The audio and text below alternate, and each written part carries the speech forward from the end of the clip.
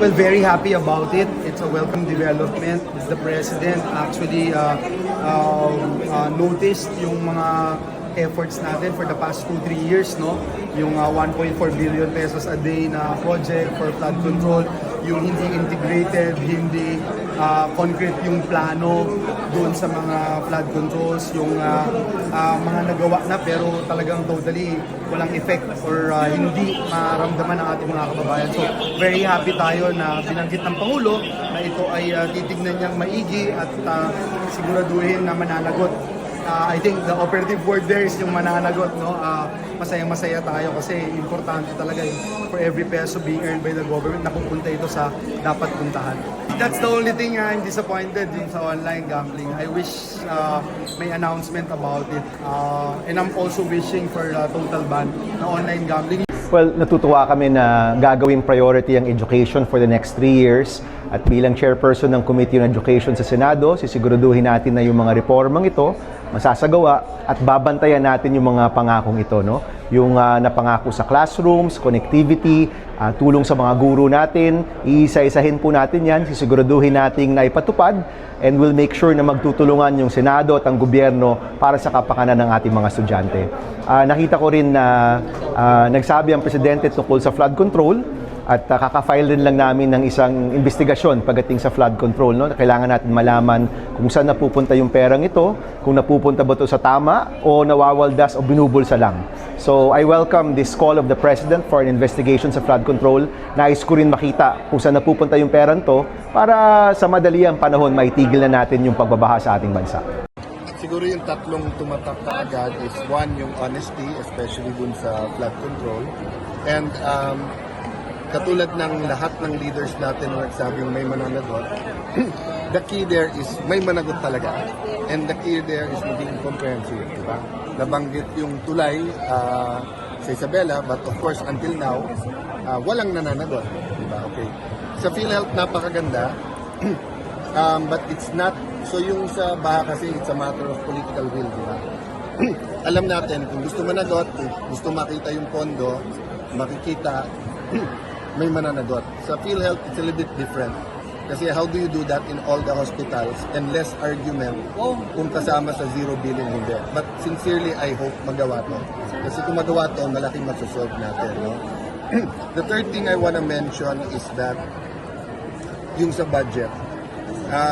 So apparently, whether it's yung tulay, whether yung baha, whether yung skandalo sa budget last year, people listen.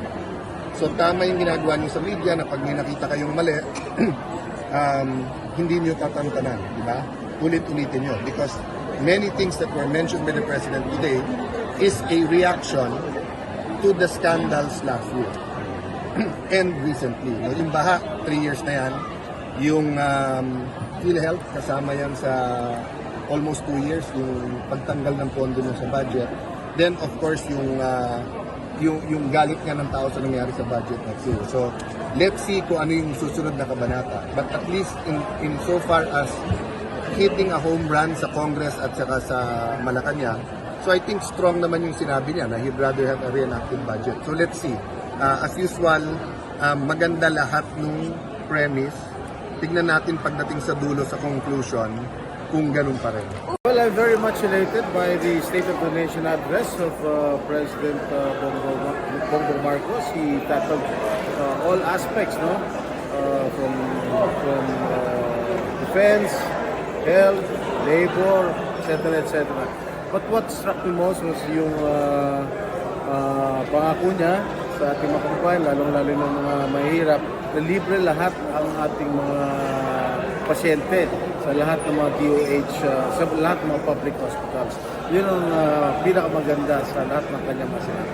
What also amazed me was that ang sinabi niya dun sa mga nangwawalang haya ng pondo ng Kaban ng Bayan, lalong-lalo na dun sa makasabwat, dun sa mga flood control projects. Kaya hanggang ngayon ay hindi pa rin nalulutas yung baha, hindi lamang sa Metro Manila, kundi sa buong Pilipinas. Kaya ako'y hanga-hanga sa speech ni ating Pangulong Bongbong Marcos.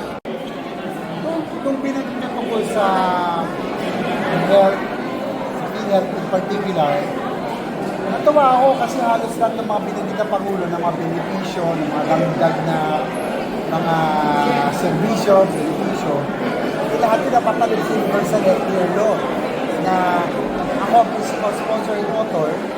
So hopefully this time around, nabanggit ng Pangulo, kailangan lang bigyan ng priority at i-implement ang tamang maayos ang UEC. So finally, hopefully, ngayon, nabigyan na siya talaga ng importansya. Ando na lahat sa batas yun eh. Yung zero balance billing, yung pag-increase ng mga treatment, benepisyo. We just need to implement it properly. So, masaya ako na nabanggit ang Pangulo to dahil nandun ang batas. Kailangan lang implement ang tama. Sige, flood control na banggit. Something about flood control ilalabas yung lista. Well, ako na isa sa mga unang naging vocal dyan.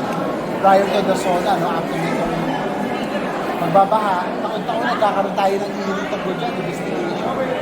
Yung nangyayari kasi, 350 billion ang budget for flood control every year.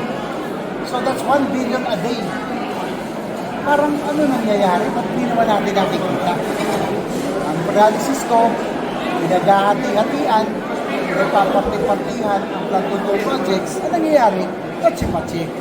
What we need are high-impact flood control mitigation projects, mga spillways, floodways, impounding areas, impounding dams, pumping stations. Yan ang mga high impact na talagang magtatanggal ng baha. Hindi pwede lagi na lang slope protection, drainage improvement, paulit-ulit, taon-taon. Eh halata namang pinagkakapirahan lang. Tama bang mulo eh. Racket yan ang pinagkakapirahan. Pag pinagparti-partihan, patsi-patsi ang project, kawawa ang bayan, lubog sa bahay.